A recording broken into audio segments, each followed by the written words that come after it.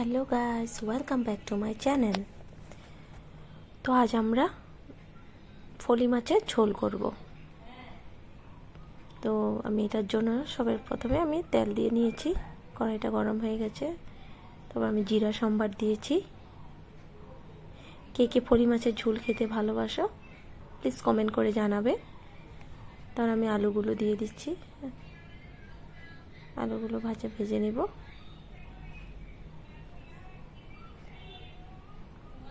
আলুগুলো আমার দেওয়া হয়ে গেছে।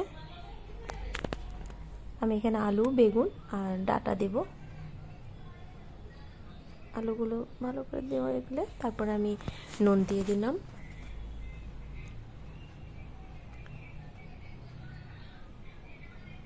তারপরে একটু ভেজে নেব। প্লিজ তোমরা আমার ভিডিওটাকে লাইক করবে। আমি ডাঁটা দিয়ে দিয়েছি। ডাঁটা আমি অল্পই দিয়েছি, তো আমাদের মানুষ কম তাই আমি অল্প দিয়েছি।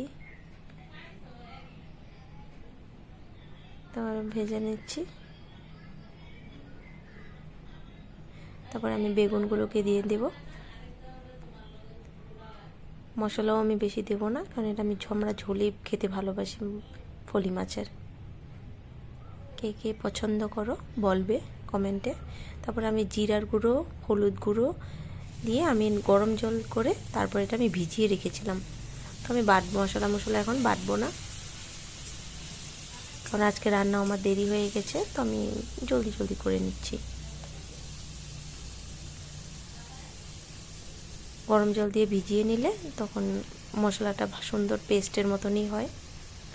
তো দেখুন আমি যে দিয়েছিলাম, তো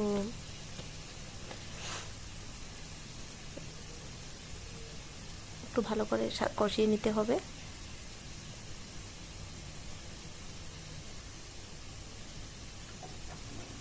কষিয়ে নেওয়ার পর আমি কাঁচা লঙ্কা ফেলে দিচ্ছি।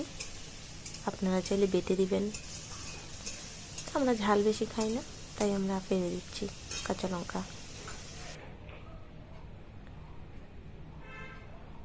তো ভাজাটা মোটামুটি হয়ে গেছে।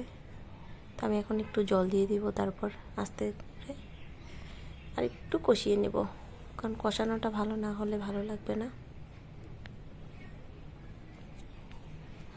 আমরা এই মাছের পাতলা ঝোল খেতেই পছন্দ করি।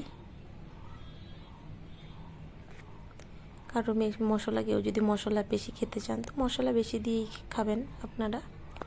আমরা একটু কমই খাই, তার জন্য আমি একটু কমই দিয়েছি মশলা।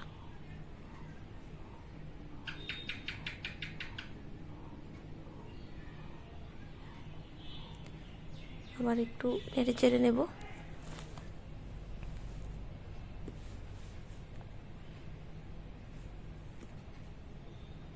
এখন আমার সাতলানো হয়ে গেছে, আমি জল দিয়ে দেব।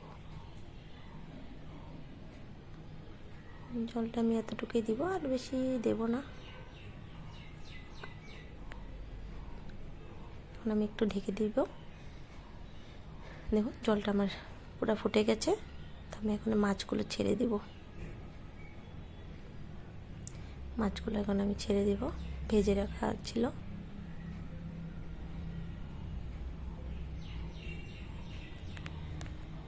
আমরা লঙ্কার গুঁড়ো টুড়ো দিইনি, তো আপনারা যদি খান আপনারা দিয়ে নেবেন, তাহলে কালারটা ভালো আসবে।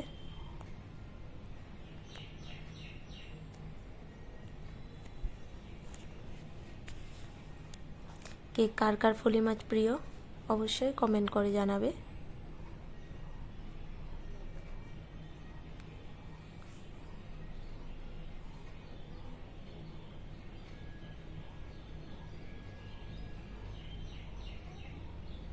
আবার একটু ঢেকে দেব। দেখে নিই এখন হয়ে গেছে নাকি।